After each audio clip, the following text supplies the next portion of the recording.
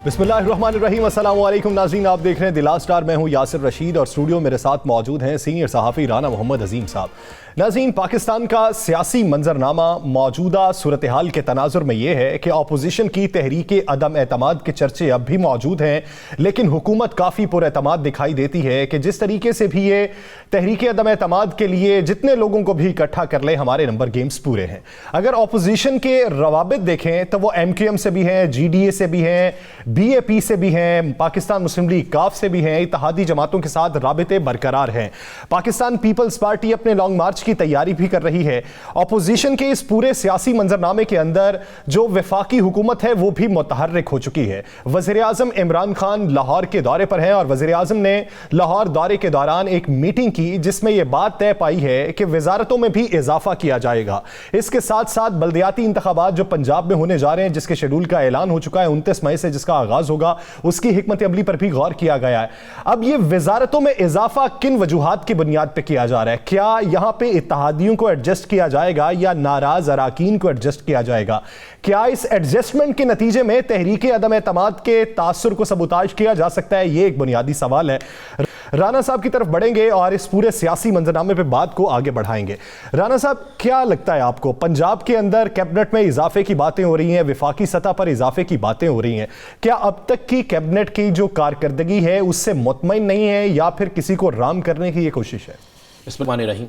अस्सलातु वस्सलामु अलैका या सय्यदी या रसूल अल्लाह, अस्सलातु वस्सलामु अलैका या सय्यदी या हबीब अल्लाह।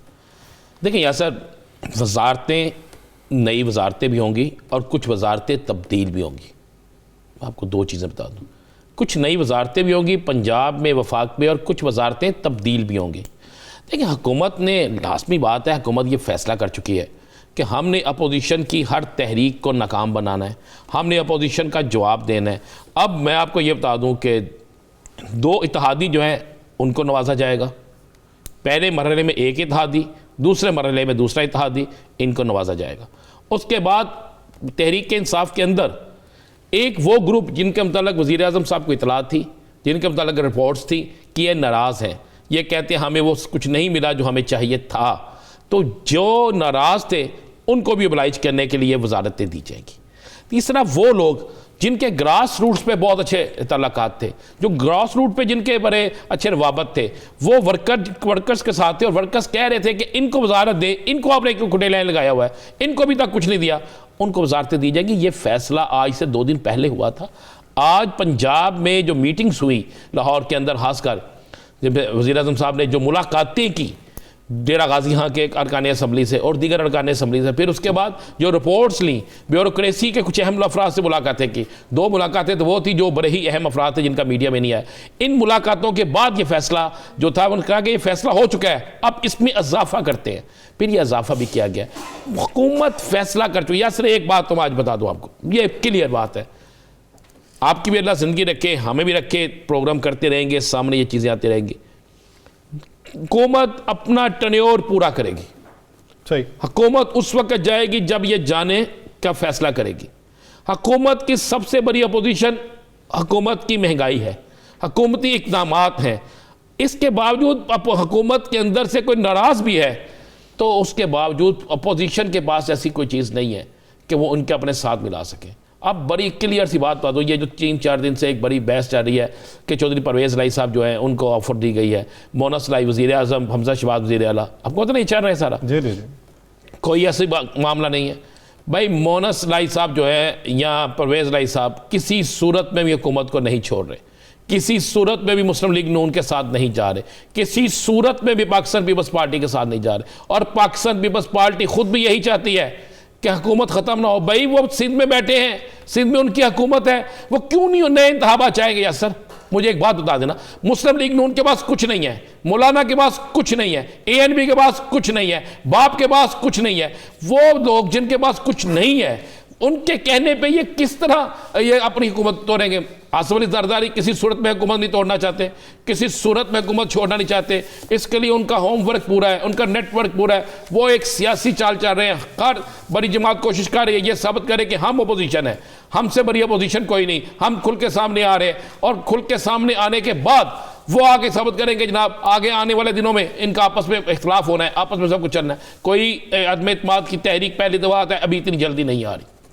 دوسری بات ہے عدم اعتماد کی تحریک اگر آ بھی جاتی ہے تو ناکامی کا سامنا کرنا پڑے گا. تیسری بات ہے لاجک ہے.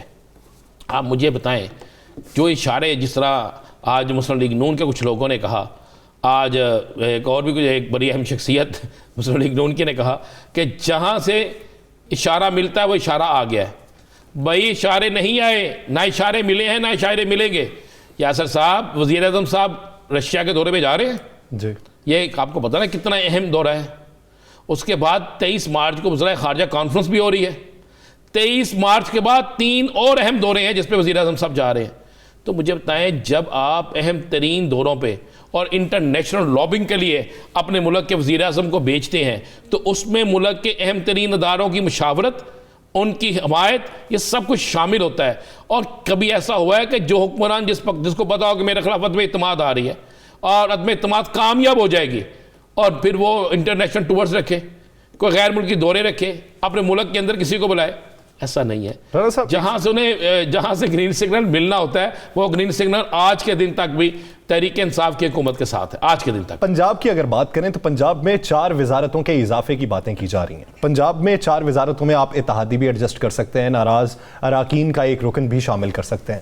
وفاقی سطح پہ پنجاب میں آپ کو بتا دوں, پنجاب میں تحریک انصاف کے ناراض لوگ جو ہے ان کو oblige کیا جائے گا. وہ ایک کی بات ہو رہی نہیں, پنجاب میں 2 تحریک انصاف کے پنجاب کے اندر جو ہے نا وہ 2 ہوں گے ناراض مین کے جن کو گلہ ہے کہ ہمیں نہیں کیا جا رہا, ہمیں کچھ ملا نہیں. اہم بیٹھک بھی ہوئی ہے نہیں, ہاں اہم بیٹھک نہ اسے کہے, وہ ایک تو پہلے ہوئی تھی وہ بھی ٹھیک ہیں.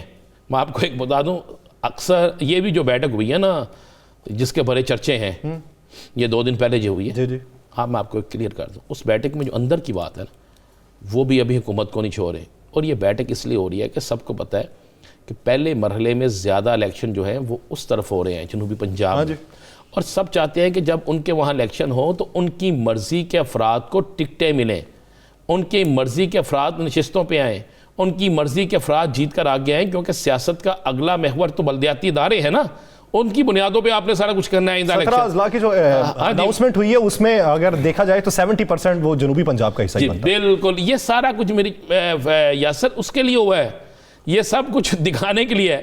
ظاہر تو یہ نظر آتا ہے جناب ایسے نہیں ایسے, جب آپ ایک بیٹھک کرتے ہیں, آپ کی تعداد موجود ہوتی ہے, اس کے بعد جب آپ لوگ بیٹھتے ہیں, بیٹھ کے باتیں شروع ہوتی ہیں اور اس میں یہ کہا جاتا ہے کہ جناب آئیں بیٹھیں, جناب آئیں آ کر بتائیں ہمیں کیا آپ کے مسائل ہیں, تو پھر آپ کہتے ہیں نہیں جی ہم آپ کے ساتھ, ہمیں کچھ نہیں چاہیے, ذرا یہ ٹکٹیں جو ہیں یہ ہماری مرضی. تو وفاقی سطح پہ پھر کس کو ایڈجسٹ کیا جائے گا؟ اگر آپ نے اتحادی دیکھنے ہیں, باپ ہے, ایم کیو ایم ہے, اور مسلم لیگ کاف جو ہے اس کو بھی رکھ سکتے ہیں. یہ آپ کو ذہن میں رکھیے گا, یہ 3 جو ہیں اس میں تینوں میں سے تقسیم ہوگی, اور ایک جو وزارت ہے وہ جنوبی پنجاب میں جائے گی, اور جنوبی پنجاب کی جس شخصیت کو وزارت دی جا رہی ہے وہ شخصیت جو ہے وہ اس نے یہ ذمہ داری اٹھائی ہے کہ آئندہ جنوبی پنجاب میں مزید لوگ ہمارے ساتھ ہوں گے, ناراضگیاں دور ہوں گی.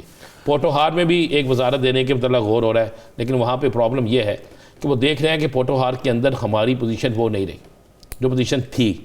یعنی وہاں پر شہید اکان عباسی کا جو حلقہ ہے اس میں انہیں جو رپورٹس آئی ہیں وہ بڑے مایوس کن ہیں. پنڈی کے اندر کنٹونمنٹ بورڈ میں پھر یہ الیکشن ہار گئے, ضمنی الیکشن جو تھا. اس طرح باقی جگہیں ہیں. یہ ہو سکتا ہے کہ میجر طاہر صادق جو ہے ان کو اوبلائج کیا جائے. اچھا, اس سے وہ بھی آپ کو پتہ نا ناراض بھی ہیں, وہ اکثر بول بھی بڑھتے ہیں. تو وزیر اعظم عمران خان صاحب نے باقاعدہ سے ایک ہوم ورک پورا کر لیا. ایسا تو نہیں ہے کہ اب جو وزیر بول رہے ہیں وہ بھی تبدیل کیے جا سکتے ہیں؟ دیکھیں وزارتیں تبدیل ہوگی, اب کسی کو وزارت سے محروم نہیں کیا جائے گا. چلیں میں آپ کو یہ بتا دوں, وزارتیں تبدیل ہو سکتی ہیں, وزارت سے محروم نہیں کیا جائے گا. یہ حالات ابھی ان کو اس بات کی اجازت نہیں دے رہے. یہ میں آپ کو یہ مصدقہ چیز بتا رہا ہوں. اچھا, ایک ذرائع جو خبریں پھیل رہی ہیں وہ جو ملاقات ہوئی ہم خیال گروپ کی ترین صاحب کے, اس میں بات یہ ہوئی کہ کسی کو کوڑا جواب نہیں دیا جائے گا اگر کوئی رابطہ کرتا ہے, اس پہ سوچ بچار کی جا سکتی ہے. تحریک عدم اعتماد کی صورت میں ہم اپنا جھکاؤ پاکستان مسلم لیگ نون کی طرف بھی کر سکتے ہیں. یہ صرف خبریں ہیں, رومرز ہیں, اس میں تصدیق کیا ہے؟ اس سے خبریں تک رکھیں. اچھا, اس سے آگے کچھ نہیں ہے. ٹھیک. اب میں ذرا تھوڑا سا آپ کو ایک تھوڑا سا بتا دوں. ترین صاحب کے جو لوگ الیکشن جیتے ہوئے ہیں ان کے حلقوں میں نمبر 2 مسلم لیگ نون ہے، اور راجہ ریاض کے مقابلے میں کون ہے؟ وہ آج بھی مسلم لیگ نون کا بڑا اہم ترین شخص ہے۔ اسی طرح آپ باقی لوگوں کے چلے جائیں جتنے بھی ان کے لوگ ہیں، تو وہ کسی صورت میں بھی مسلم لیگ نون جو ہے اس پر تیار نہیں ہے، میں آپ کو یہ بتا دوں۔ اور یہ ان کے لوگوں کو بھی علم ہے، ان کو ڈر یہ ہے کہ اگر ہم ان کا ساتھ دیں گے تو اگلے الیکشن میں ٹکٹس ان سے نہیں ملیں گے۔ دوسرا وہاں پہ ایک بات ہوئی، اور وہ بات جو ہے ایک بڑے تگڑے MNA نے کی، انہوں نے کہا جناب بات یہ ہے کہ اگر آج ان حالات کے باوجود بھی تحریک انصاف کی حکومت کو کوئی خطرہ نہیں ہے، تو پھر آپ ہمیں بتا دیں کہ آئندہ الیکشن میں بھی ہو سکتا ہے کہ دوبارہ یہی ہو سکتا ہے کہ اپریل میں اچانک حالات ایسے تیزی سے تبدیل ہونا شروع ہو جائیں کہ لوگ انہی کے نعرے لگانے شروع کر دیں، تو ہم پھر کہاں کھڑے ہوں گے؟ تو جس پر کہا گیا کہ ہم انہی کے ساتھ کھڑے ہوں گے۔ اور میں آپ کو یہ بھی بتاؤں، چلو اگر آپ پوچھنا چاہتے ہیں، آج لاہور میں جو اہم ملاقات ہوئی ہے وہ ترین گروپ کی کوئی اہم شخصیت تھی جس سے ملاقات ہوئی ہے۔ اچھا، آج لاہور میں جہانگیر ترین کی گروپ کی کوئی اہم ترین شخصیات تھے، درمیان والا شخص تھا جس سے ملاقات ہوئی ہے، اور یہ پیغام دیا گیا ہے کہ ہم آپ کے ساتھ کھڑے ہیں۔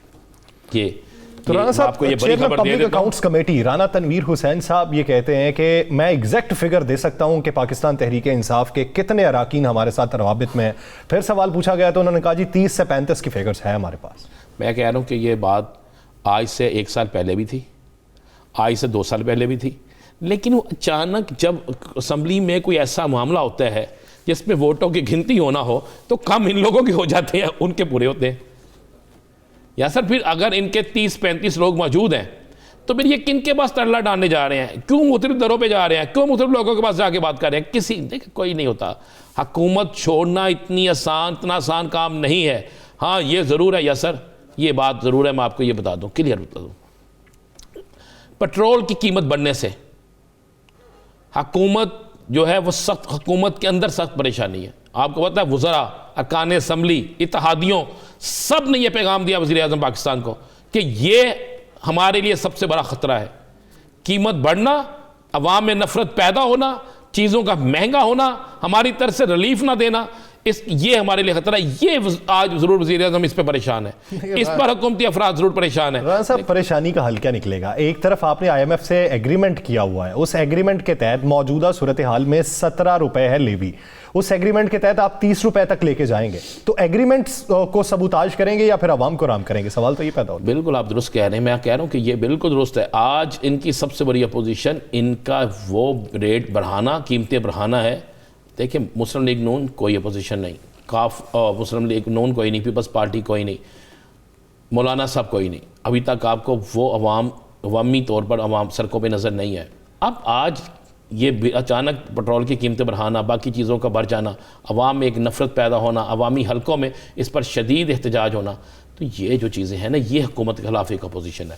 اس سے حکومت ڈر رہی ہے، اس سے ارکان اسمبلی نے احتجاج کیا، ارکان اسمبلی نے جو وزیر اعظم کو پیغام بھیجا ہے، جو مختلف وزراء کو کہا گیا ہے، جو اتحادیوں کی طرف سے پیغام کیا، وہ یہی گیا کہ اگر آپ کو مجبوری ہے قیمت بڑھانے کی تو پھر اتنا ریلیف دے دیں کہ عوام تنگ نہ ہو۔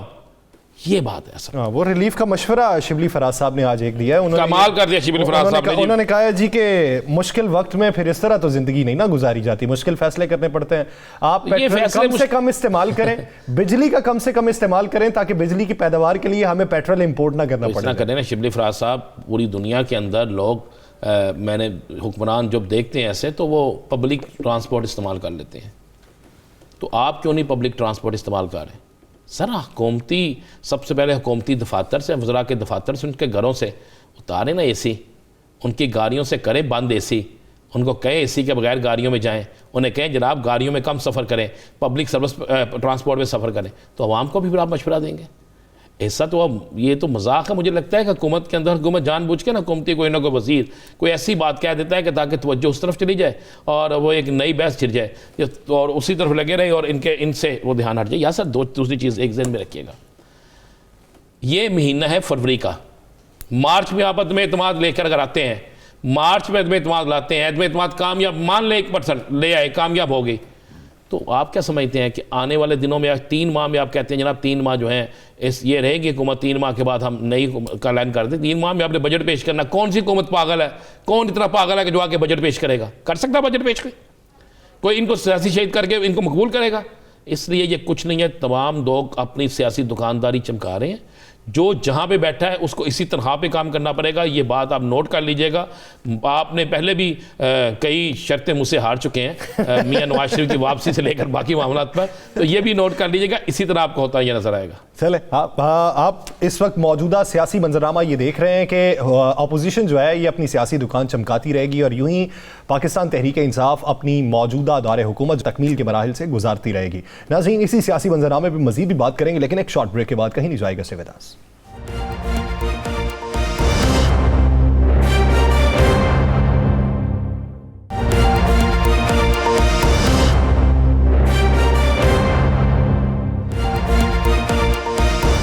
بریک کے بعد ایک بار پھر سے خوش آمدید. ناظرین، اپوزیشن کی تیاری ایک طرف، لیکن حکومت کی پر اعتمادی دوسری طرف ہے. حکومت پر اعتماد اس لیے ہے کہ وہ یہ سمجھتی ہے کہ تمام اتحادی اس کے ساتھ ہیں، ناراض اراکین کو جلد ہی منا لیا جائے گا، ان کو ایڈجسٹ بھی کر لیا جائے گا اور یوں پاکستان کا سیاسی منظرنامہ کسی انتشار سے بچ جائے گا اور وفاقی حکومت اپنا دور اقتدار مکمل کر پائے گی. یہ تو وفاقی حکومت کی پر اعتمادی ہے، لیکن جاننا یہاں پہ یہ ہے کہ اپوزیشن کی تیاری کس حد تک ہے. اپوزیشن جو عوام کی فلاح و بہبود کے لیے سڑکوں پر آنے کا اشارہ دے چکی ہے، جو یہ سمجھتی ہے کہ یہ حکومت کا مزید ٹھہرنا ملکی معیشت کے لیے خطرے کا باعث ہوگا، تو اپوزیشن نے اب تک پیپر ورک کس حد تک مکمل کر لیا. اسی بارے میں بات کرنے کے لیے ہمیں جوائن کیا پاکستان مسلم لیگ نون کے رہنما گوہر خان بلوچ صاحب نے. بلوچ صاحب، بہت شکریہ آپ کے وقت کا. بلوچ صاحب، رانا تنویر صاحب کا یہ ماننا ہے کہ پاکستان تحریک انصاف کے اپنے اراکین اسمبلی 30 سے 35 کے قریب ایسے ہیں جو ہم سے رابطے میں ہیں.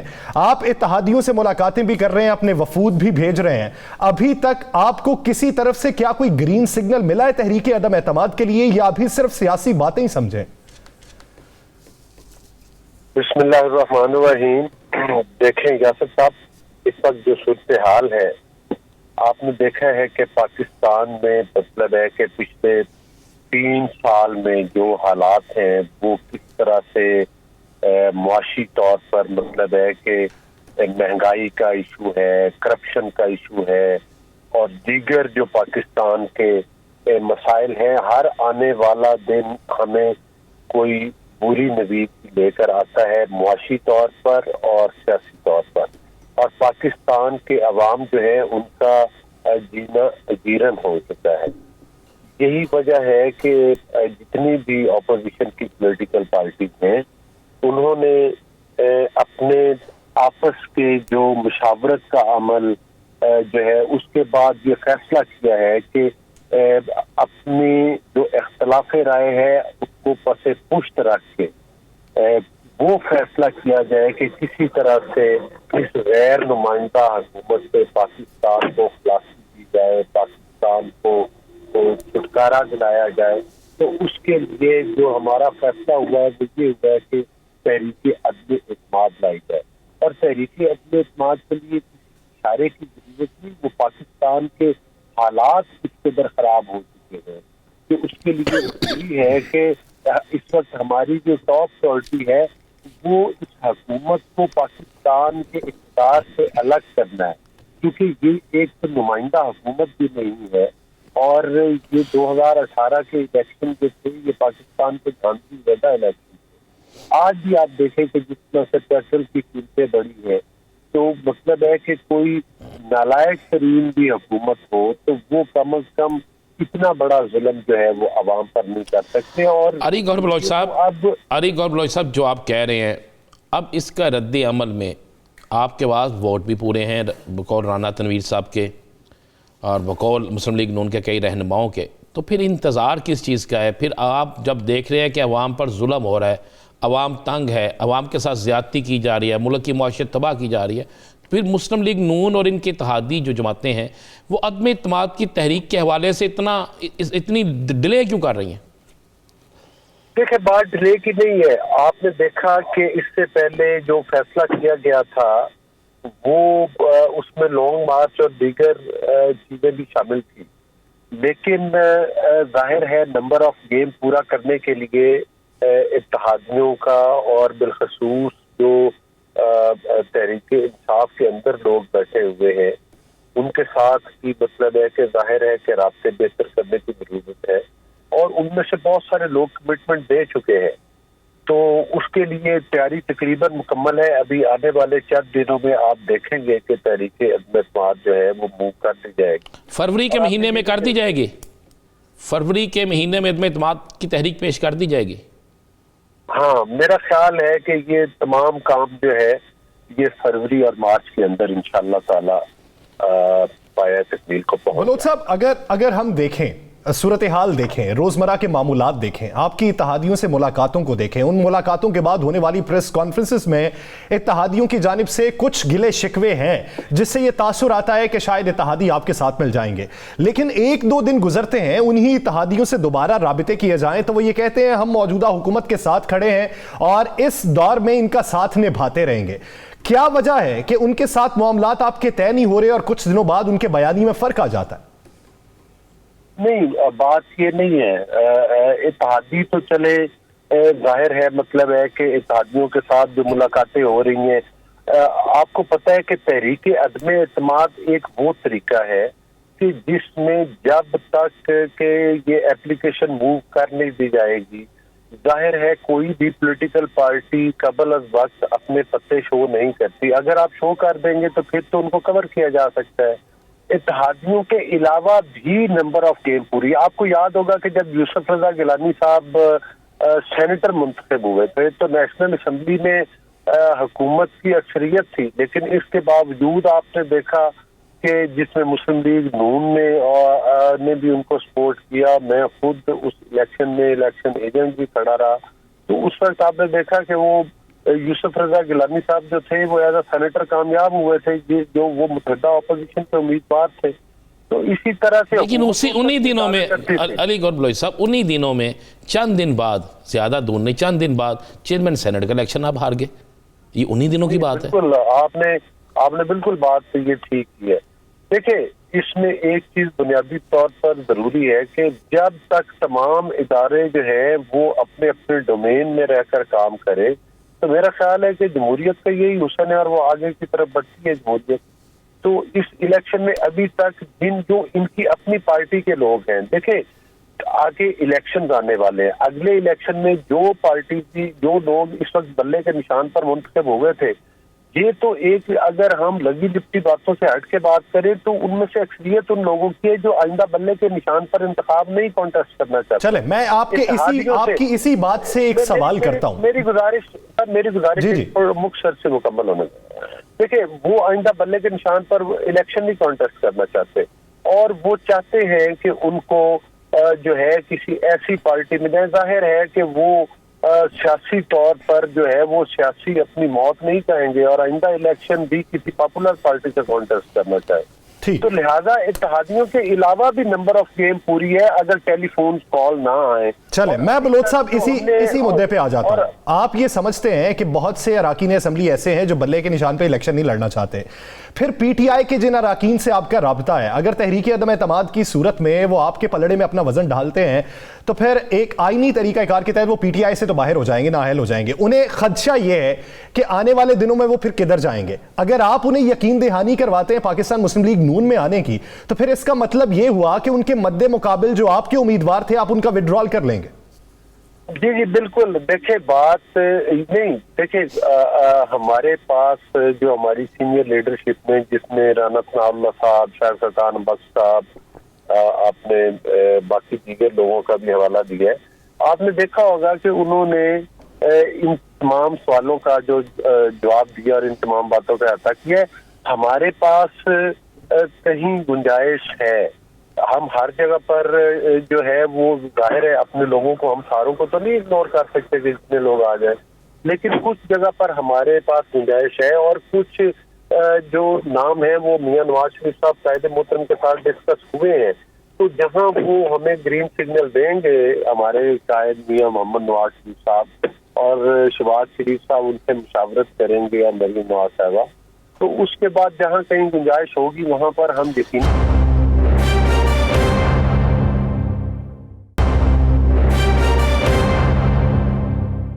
آپ نے کہا کہ جب تک ٹیلی فون کالز بند نہیں ہوتی اس وقت تک کام نہیں ہو سکتا نا.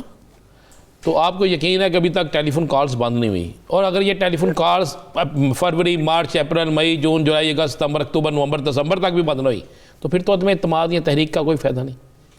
نہیں دیکھیں، بات یہ ہے کہ اس میں 2-3 فیکٹر میں نے آپ کے ساتھ گزارش کی۔ ایک تو یہ ہے کہ اتحادی بھی آئندہ اس حکومت کے اتحادی ہونے کا بوجھ اپنے کندھوں پر، سر آئندہ کی بات گور صاحب آئندہ پہ ہے نا، ہم عدم اعتماد کی بات کر رہے ہیں۔ نہیں، یہ ساری چیزیں ایک دوسرے سے جڑی ہوئی ہیں، آپ ان چیزوں کو ایک پولیٹیکل سسٹم میں الگ نہیں کر سکتے، یہ ساری چیزیں جڑی ہوئی ہیں۔ اور آپ دیکھیں گے اتحادی بھی آئیں گے۔ آپ نے دیکھا کہ جو مینگل صاحب ہیں یہ پہلے حکومت میں بیٹھے ہوئے تھے، پھر جب پی ڈی ایم کی تحریک چلی، مینگل صاحب کے ساتھ بات ہوئی تو انہوں نے ریلائز کیا، اور آپ نے دیکھا کہ وہ حکومت سے الگ ہو کر آپ ان کے اراکین اور مینگل صاحب۔ بلوچ صاحب یہ بھی تو ہو سکتا ہے نا موجودہ سنیریو کے اندر وہ وفاقی حکومت کا ہی ساتھ نبھا دیں، آگے کی سیٹلمنٹ آپ کے ساتھ کر لیں کہ آگے کی سیٹلمنٹ میں ہم کولیشن آپ کے ساتھ ہوں گے۔ دیکھیں بات یہ ہے کہ جب ایک موومنٹ چل چکی ہے، پاکستان کے حالات سیٹ پر پہنچ چکے ہیں، اب لوگ سنجیدگی سے اس بات پر سوچ رہے ہیں، اور جن لوگوں کے بارے میں ہم نے کہا ہے کہ ٹیلی فون کال ان کو نہ آئے، ابھی تک جو مطلب ہے کہ رانا ثناء اللہ صاحب نے کچھ دن پہلے بھی ایک ٹاک شو میں کہا کہ ابھی تک ان لوگوں کی طرف سے جو ہمیں مطلب ہے کہ بات چیت ہوئی ہے، تو انہوں نے کہا کہ ہمیں کسی نے روکا نہیں، ابھی تک ہمیں کسی نے منع نہیں کیا۔ تو اس کا مطلب ہے کہ ابھی لوگوں کے اوپر کوئی اس قسم کا فی الحال پریشر نہیں ہے۔ تو اب تو آپ نے دیکھا ہے کہ یہ موومنٹ چل رہی ہے اپنے منطقی اور آخری مراحل تک پہنچ، اب تو اس کا رزلٹ آنے والا ہے، اور انشاءاللہ تعالیٰ چلیں اس پہ چلتے ہیں۔ ایک تو نکالیں گے۔ بلوچ صاحب ایک تو یہ بتا دیں آپ نے کہا فروری اور مارچ میں، 23 مارچ کا مارچ ہونے جا رہا ہے؟ اگر 23 مارچ کا مارچ ہونے جا رہا ہے تو پھر اس کا مطلب ہے عدم اعتماد 23 مارچ سے پہلے تو نہیں آ رہی؟ نہیں، اگر 23 مارچ تک تحریک عدم اعتماد نہیں آتی کی وجہ سے تو پھر تو لانگ مارچ ہوگا، اور اگر یہ کامیاب ہو جاتی ہے اور انشاءاللہ تعالیٰ کامیاب ہوگی تو 23 مارچ سے مارچ کی ضرورت ہی نہیں پڑے گی، کیونکہ مارچ سے اس حکومت کو ہٹانے کے لیے لایا جا رہا ہے، اور اگر ویسے ہی عدم اعتماد کے ذریعے یہ حکومت چلی جاتی ہے تو پھر مارچ کرنے کا تو بلوچ صاحب اگر اتحادیوں کی بات کی جائے اور اتحادی آپ سے کہیں وزارت اعلیٰ کا منصب ہمیں دیں تب تحریک عدم اعتماد میں ساتھ دیں گے، کیا ان کی یہ آفر قبول کریں گے؟ دیکھیے یہ تمام معاملات ہیں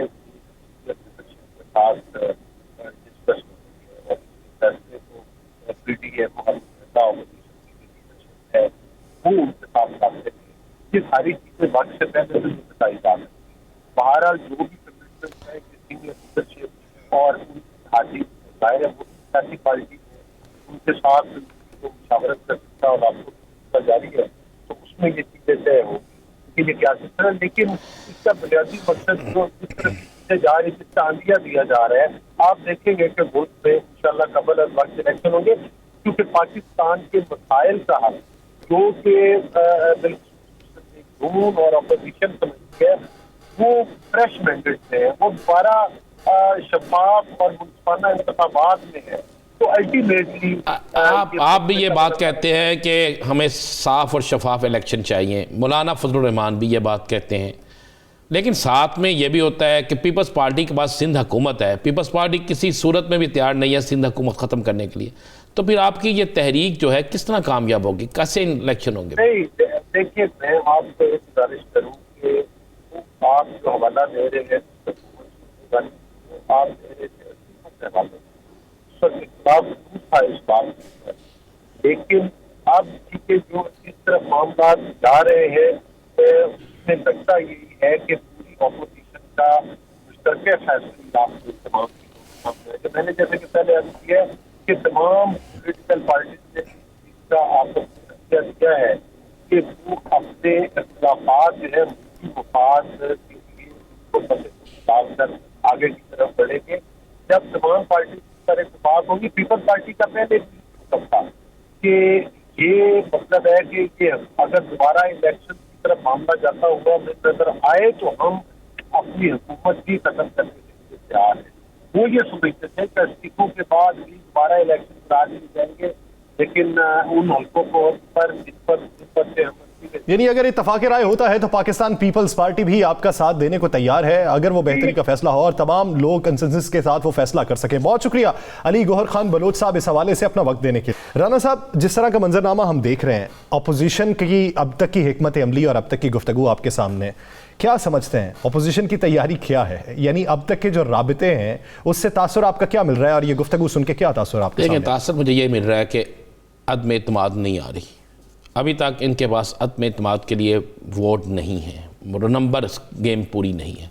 آپ غور کریں کہ بلاول صاحب جو ہیں, آج آپ کو پتا ہے ابھی بلاول لاہور پہنچ گئے ہیں, 2 دن بلاول لاہور میں قیام کریں گے اور یہاں پہ مختلف ملاقاتیں کریں گے. تو بلاول صاحب تیاری کر رہے ہیں, انہوں نے روٹ دے دیا 27 فروری کو اپنے احتجاج کا, اپنے کارواں کا, اپنے مارچ کا, اور یہ مارچ 10 دن بعد اسلام آباد پہنچے گا. یا سر 1 دن بعد میں 2 دن بعد میں, یہی کہا نا انہوں نے. جی. اب مجھے بتائیں 27 کو یہ چلتا ہے, 8 مارچ کو یہ پہنچتے ہیں, ایسے ہی بنے گا نا, 8 یا 9 مارچ کو پہنچتے ہیں. اس کا مطلب ہے 27 سے لے کر 8 یا 9 مارچ تک ان کے ارکان اسمبلی بھی مارچ پہ مصروف, ان کے کارکن بھی وہاں پہ مصروف, بلاول صاحب بھی وہاں پہ مصروف. تو پھر اس دوران 8 مارچ تک تو عدم اعتماد مجھے دور دور تک نظر نہیں آ رہی. اب 8 مارچ کے بعد بلاول صاحب اسلام آباد پہنچتے ہیں. انہوں نے 8 مارچ تک باقی سیاسی جماعتوں کا سیاسی جنازہ نکال دینا. یا سر, جب روزانہ ٹاک شو میں, روزانہ تمام بلیٹن میں, ہر جگہ یہ ڈسکس ہوگا کہ وہاں سے چلا وہاں پہنچ گیا اور وہاں پر ایک بڑی تقریر ہوگی, وہاں سے چلا وہاں پہنچ گیا وہاں پہ بڑی تقریر ہوگی, وہاں سے چلا وہاں پہنچ گیا فلاں ہو گیا, وہاں سے چلا وہاں پہ ٹکراؤ ہو گیا. میں جو لفظ استعمال کر رہا ہوں, یہ ساری چیزیں ڈسکس جب ہوگی تو اس میں عدم اعتماد کا ذکر گول ہو جائے گا. اس میں مولانا فضل الرحمان صاحب کے 23 مارچ کے مارچ کا ذکر گول ہو جائے گا. بھائی میں پھر کہہ رہا ہوں, اگر تو ان کو یقین ہوتا اپوزیشن کو کہ ہماری تحریک آ رہی ہے تو 27 سے پہلے آ رہی ہے. آپ کو پتا ہے 1 فروری سے پہلے انہوں نے اعلان کیا نا تحریک عدم اعتماد کا. آج ہو گئی کتنی ہوگی آج فروری, نصف فروری تو کا مہینہ تو ختم ہو گیا نا. تو مجھے بتائیں ابھی تک 17 ہو گئی, ابھی تک ان کے سکور پورے نہیں ہوئے. آگے ان کا مارچ آ رہا ہے, مارچ چلا جائے گا 8 مارچ تک. 8 مارچ کے بعد 1-2 دن اور ڈسکس ہوگا, پھر کوئی نیا کام ایسا آ جائے گا جس پہ کام شروع ہو جائے گا, اور پھر مولانا صاحب کہیں گے جناب اب 23 مارچ. اب 23 مارچ کے بعد تو آ جائے گا رمضان. یا سر اب آپ کیا سمجھتے ہیں کہ مولانا صاحب یہ کہیں گے کہ میں 1 دن میں اسلام آباد پہنچ جاؤں؟ بلاول صاحب اگر 10 دنوں میں پہنچ رہے ہیں تو مولانا صاحب اپنے مارچ کو کامیاب بنانے کے لیے کیا کہیں گے کہ میں 6 دن میں پہنچوں؟ جس طرح میں کہتا ہوں 23 مارچ کو مارچ نہیں ہوگا, میں ایسے نہیں کہتا. رانا صاحب, یہ اپوزیشن کی تیاری ہے. آپ ایک بریک پہ جانا ہے, ایک سوال ہے, حکومت کیا عوام کو ریلیف دیتے نظر آتی ہے؟ شہباز گل صاحب تو یہ موقف اپناتے ہیں کہ جو چوروں سے پیسہ وصول کرتے جائیں گے ویسے ویسے عوام کو ریلیف دیتے جائیں گے. نہ تو چوروں سے پیسہ وصول ہونا ہے, اور اگر آپ اس امید پہ ہیں کہ چوروں سے پیسہ وصول ہوگا اور آپ ریلیف دے لیں گے تو پھر تو سب قوم کو ریلیف نہیں ملتا. میں آپ کو بڑا کلیئر کہتا ہوں, پھر نہیں ریلیف ملتا. آپ جن کو چور کہتے ہیں ابھی تک انہیں چور ثابت بھی تو نہیں ملتا. نہ ان سے پیسے ملنے ہیں, وہ کتنے پیسے ہیں کہ ہیں کوئی 500 ارب ڈالر جو آپ لا کے دیں گے اور جس سے ملے گا؟ نہیں, ایسا نہیں ہے. ان کو انٹرنیشنل مارکیٹ کے مطابق چلنا پڑے گا. ان کو پاکستان کے حالات بدلنے کے لیے اس بجٹ سے پہلے عوام کو ریلیف دینا پڑے گا, اور یہ عوام کو ریلیف دیں گے اس لیے دیں گے کہ اب 29 مئی جو ہے وہ الیکشن اناؤنس ہو گیا بلدیاتی. آپ کو کے پی کے میں الیکشن اناؤنس ہو گیا ہے. یہ جو میں آپ کو بتا دیتا ہوں, یہ 10 دن بعد یا 15 دن بعد جب پیٹرول کی نئی ایک لانچنگ ہوگی, نئی قیمتوں کا تعین ہوگا, اس میں یہ تھوڑا سا ریلیف دیں گے. ریلیف دے کہ ہماری عوام بھول جاتی ہے, 11-12 روپے بھرتا ہے, 5 روپے ریلیف دے دیں تو یہ نعرے مارنے شروع کر دیتے ہیں زندہ آباد زندہ آباد, یہ دیں گے. اس کے بعد چونکہ انٹرنیشنل مارکیٹ میں کرونا کے اثرات ختم ہو رہے ہیں, یا سر یہ ساری چیزیں ختم ہو رہی ہیں, تو اس کے ساتھ ساتھ آپ کی جو قیمتیں ہیں یہ انٹرنیشنل ہے نا, نیچے آنا شروع ہو جائیں گی. اس میں یہ پھر عوام کو تھوڑا تھوڑا آہستہ آہستہ ریلیف دینا شروع کریں گے. تو اس میں جا کے جو ان کی کوئی چیز بہتر ہو سکے, کیونکہ ان کو ہی پتا ہے کہ ہم نے بلدیاتی اگر الیکشن جیتنا ہے تو ہمیں عوام کو کوئی نہ کوئی ریلیف دینا پڑے گا. آنے والے دنوں میں اگر الیکشن جیتنا ہے تو عوام کو ریلیف دینا پڑے گا. آپ دیکھتے یہ ہیں کہ عوام کو ریلیف کب ملتا ہے اور کس حد تک ملتا ہے نا. سیاسی منظرنامے پہ مزید بھی گفتگو ہوگی, لیکن ایک شارٹ بریک کے بعد کہیں نہیں جائے گا. اسٹے ود اس.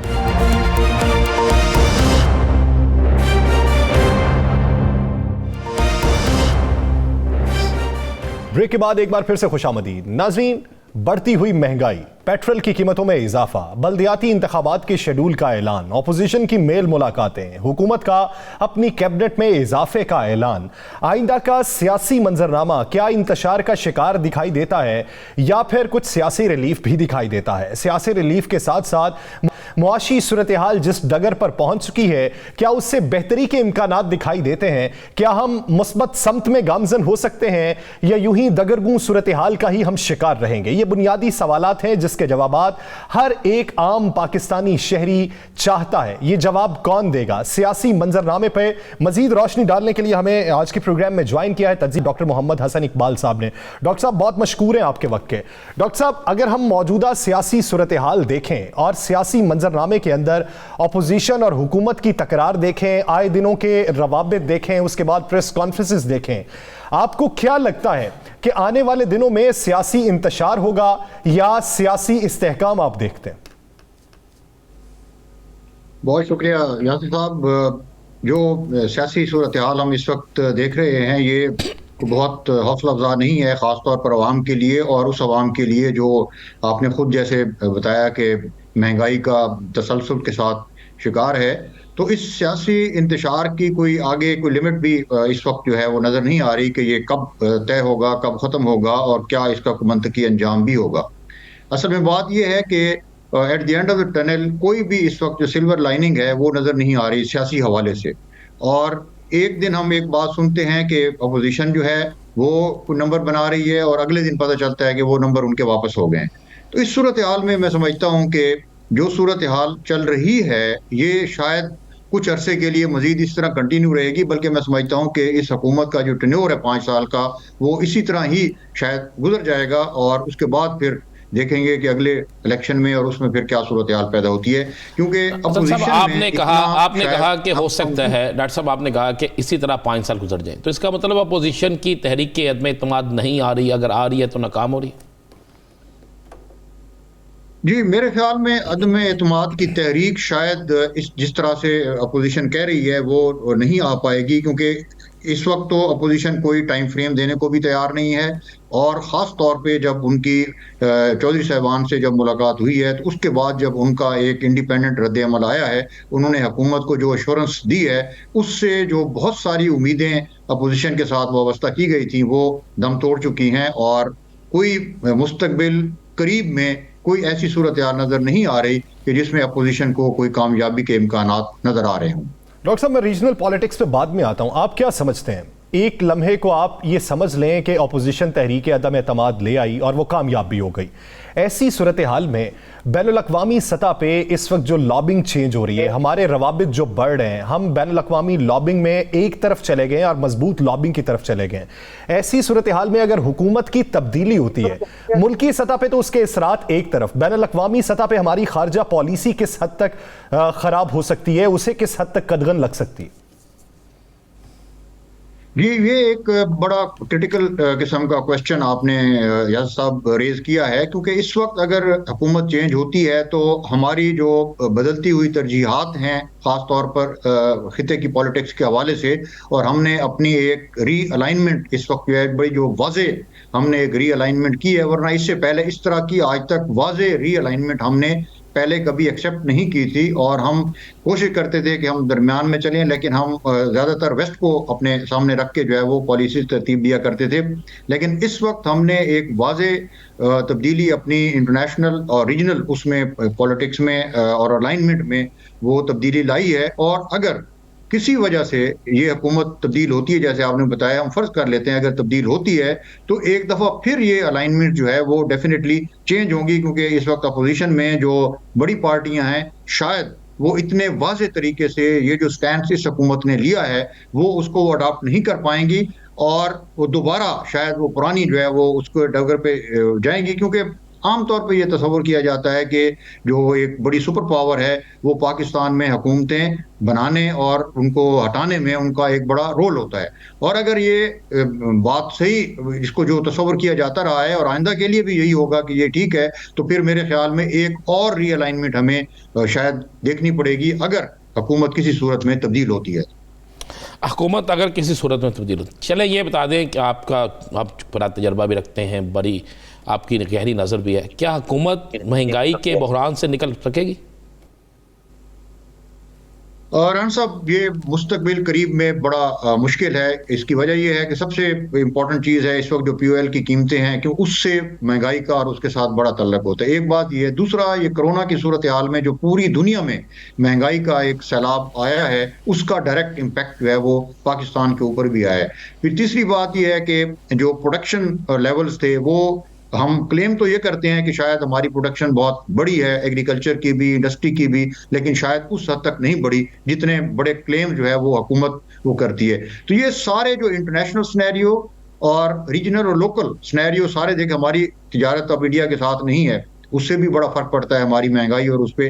تو یہ ساری چیزیں دیکھتے ہوئے میں نہیں سمجھتا کہ مستقبل قریب میں یہ جو مہنگائی کا ایک طوفان آیا ہے، یہ اس پر حکومت جو ہے کسی طریقے سے قابو پا سکے گی. آپ نے دیکھا ہے کہ حکومت پچھلے دنوں میں بہت زیادہ کلیم کرتی رہی ہے کہ ہم ابھی مہنگائی پر قابو پا لیں گے، اب یہ اگلے 2 مہینوں میں مہنگائی پر ہم کافی حد تک کنٹرول کر لیں گے. وزراء صاحبان بھی، ایون پرائم منسٹر صاحب خود یہ بیانات دیتے رہے ہیں، لیکن انفارچونیٹلی اب تک کسی بھی طرح سے مہنگائی میں ذرا بھی کمی نہیں آئی، اور ہر کموڈٹی کی، خاص طور پر جو اشیاء ضروریہ ہیں، عام آدمی کے استعمال کی چیزیں ہیں، ان کی قیمت میں بتدریج اضافہ ہوا ہے. کسی بھی سطح پر اس کی کمی نہیں آئی. اس کے ساتھ ساتھ جو دوسرا سائڈ اگر آپ دیکھیں تو جو لوگوں کی قوت خرید ہے وہ کسی صورت نہیں بڑھی. ہم نے کوئی سرکاری ملازمین کی تنخواہیں نہیں بڑھائیں، کوئی پینشنرز کی تنخواہیں نہیں بڑھائیں. اسی طرح ہمارے جو اور ورکرز ہیں وہ شاید کوئی ایک آدھ کمپنی نے پرائم منسٹر صاحب کی اپیل پر بڑھائی ہے، لیکن اس کے علاوہ باقی کسی نے کوئی تنخواہیں وغیرہ نہیں بڑھائیں. تو جب یہ ایک واضح فرق نظر آتا ہے کہ قوت خرید کم ہو رہی ہے، جب ڈالر کی قیمت جو ہے وہ حکومت تو یہ کلیم کرتی ہے کہ قوت خرید میں بھی اضافہ ہوا ہے جہاں پہ مہنگائی میں اضافہ ہوا ہے. یہ ایک پرسپیکٹو الگ ہے.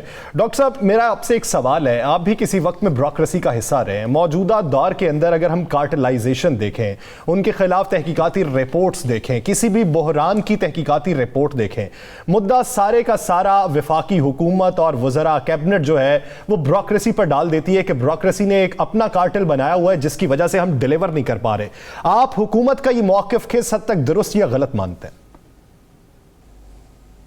دیکھیں، بیوروکریسی نے یاسر صاحب وہ کرنا ہوتا ہے جو حکومت کی طرف سے آتا ہے، اور اس کا جو کریڈٹ ہے وہ بھی حکومت لیتی ہے، اور اس کا ڈسکریڈٹ جو ہے وہ بھی حکومت کو ہی الٹیمیٹلی جانا ہوتا ہے. حکومت چاہے کسی کو مورد الزام ٹھہراتی رہے کہ یہ بیوروکریسی کا کام ہے، اگر بیوروکریسی کو حکومت کنٹرول نہیں کر پائی تو اس کا مطلب ہے حکومت اپنی خود پالیسیوں کو امپلیمنٹ نہیں کر پائی. آپ دیکھیں، حکومت شروع میں جب آئی ہے تو انفارچونیٹلی انہوں نے بیوروکریسی کے خلاف ایک ایسا محاذ کھڑا کیا ہے کہ گراس روٹ لیول سے لے کے ٹاپ لیول تک ہر ایک کے خلاف جو ہے وہ کوئی نہ کوئی کیس، کوئی نہ کوئی اس قسم کے معاملات انہوں نے کھڑے کر دیے ہیں. اور خاص طور پر جو لوگ 5-5, 7-7, 8-8 سال سے سروے سے بھی جا چکے تھے، ان کے خلاف بھی اس قسم کے معاملات کو ریز کیا گیا ہے. تو اس سے بیوروکریسی کا جو کانفیڈنس تھا اور جو ورکنگ ایفیشنسی تھی وہ اس حد تک ریڈیوس ہوئی ہے کہ لوگ کام کرنے کے قابل ہی نہیں رہے. اور اس کے بعد پھر حکومت کو نئے سرے سے ایسے اقدامات کرنے پڑے، ایسے کانفیڈنس بلڈنگ میئرز لینے پڑے کہ بیوروکریسی جو ہے وہ کوئی کام کی طرف آئے. لیکن انفارچونیٹلی ابھی تک نہ وہ کانفیڈنس لیول ریسٹور ہو سکے ہیں، اور نہ حکومت جو ہے وہ بیوروکریسی کو یہ ایشورنس دے سکی ہے کہ اگر وہ بہتر کام کریں گے تو اس کو ریکگنائز کیا جائے گا. آپ پچھلے دنوں دیکھیں، وزیر اعظم صاحب نے اگر اسناد دی ہیں تو وہ وزراء کو دی ہیں. سیکرٹری ساتھ ضرور تھے، لیکن وہ جو منسٹرز تھے ان کو اسناد دی گئی ہیں کہ ان کا کام بہتر تھا. حالانکہ یہ پوری منسٹری کے جو ہے وہ لیول کی بات ہوتی ہے کہ نیچے لیول سے لے کے ٹاپ لیول تک ہر ایک کام کرتا ہے تو اس کی کنٹریبیوشن سے جو ہے وہ اچھا یا برا جو ہے جو تاثر کام کا ہوتا ہے وہ آتا ہے. لیکن اگر آپ پولیٹیکل لیول پر ہی صرف ریکگنیشن دیں گے اور سارا جو برا حصہ ہے وہ بیوروکریسی کی طرف جائے گا تو انفارچونیٹلی اس چیز کو پھر حکومت کو سوچ لینا چاہیے کہ جو بیوروکریسی ہے ان چیزوں سے ڈسکریج ہوتی ہے، اور اس کی جو ایفیشنسی ہے، استعداد کار ہے، وہ کم ہوتی ہے. اور اگر بیوروکریسی کام نہیں کرے گی، اس کی استعداد کار کم ہوگی. ڈاکٹر صاحب، پاکستان کی سیاست میں جو رزلٹس ہوں گے وہ بڑے خطرناک. ڈاکٹر صاحب، پاکستان کی سیاست میں کیا میاں محمد نواز شریف کی واپسی دیکھ رہے ہیں؟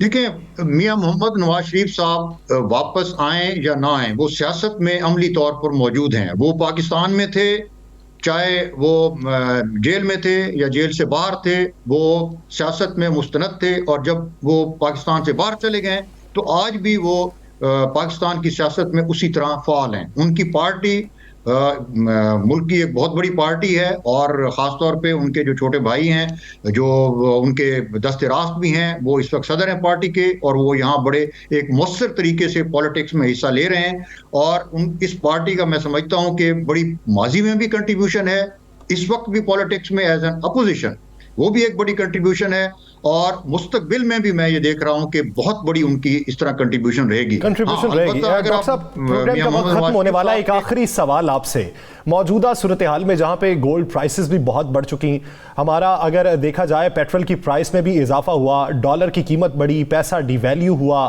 اور ملکی معیشت میں امپورٹ بلز میں اضافہ ہوا اور ایکسپورٹ کم ہوئی، ایسی صورتحال میں کوئی اور حکومت آتی ہے تو کیا وہ ریلیف دے پائے گی یا ایسی ہی صورتحال کا سامنا کرنا پڑے گا؟ یار صاحب، کوئی حکومت بھی اس وقت آ جائے، کوئی بھی امیڈیٹ ریلیف جو ہے وہ عوام کو نہیں دے پائے گا۔ جو آپ نے فیکٹرز خود گنوائے ہیں وہ بالکل مسلم ہیں، اور جب تک کوئی بڑی چینج انٹرنیشنل لیول پر نہیں آتی اس وقت تک پاکستان میں بھی ایسا ممکن نہیں ہے کہ امیڈیٹلی کوئی بھی حکومت آئے تو وہ کوئی ایسے میئرز لے کے ان کا جو ریلیف ہے ڈائریکٹ امیڈیٹلی کو لوگوں کو جا سکے۔ ہمیں ایک مشکل صورتحال کا سامنا ہے پاکستان میں، معاشی طور پر بھی، سیاسی طور پر بھی، اور ہمیں یہ مشکلات جو ہے اگلے کچھ سالوں تک یہ دیکھنی پڑیں گی، ان کو ہمیں بھگتنا پڑے گا۔ اور ہاں، اس میں اگر کوئی اچھی حکومت پازیٹیو سوچ کے ساتھ آ جاتی ہے جو خاص طور پہ ایکسپورٹس کو بہتر کر سکے، جو ہماری اپنی انٹرنل پروڈکشن ہے خاص طور پہ ایگریکلچر سیکٹر کو اگر وہ پروموٹ کر سکتی ہے اور انڈسٹری کو یعنی امیڈیٹ ایفیکٹ ابھی کوئی بھی حکومت نہیں دے سکتی، کوئی بھی پارٹی برسر اقتدار آئے تو منظرنامہ مزید تبدیل نہیں ہو سکتا انٹل انلیس یہ کہ بین الاقوامی سطح پہ منظرنامہ کچھ تبدیل ہو چکے۔ بہت شکریہ ڈاکٹر محمد اقبال صاحب اس حوالے سے اپنا وقت دینے کے لیے۔ ناظرین، اس پروگرام دی لاسٹ آور سے مجھے اور رانا عظیم صاحب کو دیجیے اجازت، اپنا بہت سا خیال رکھیے گا، اللہ نگہبان۔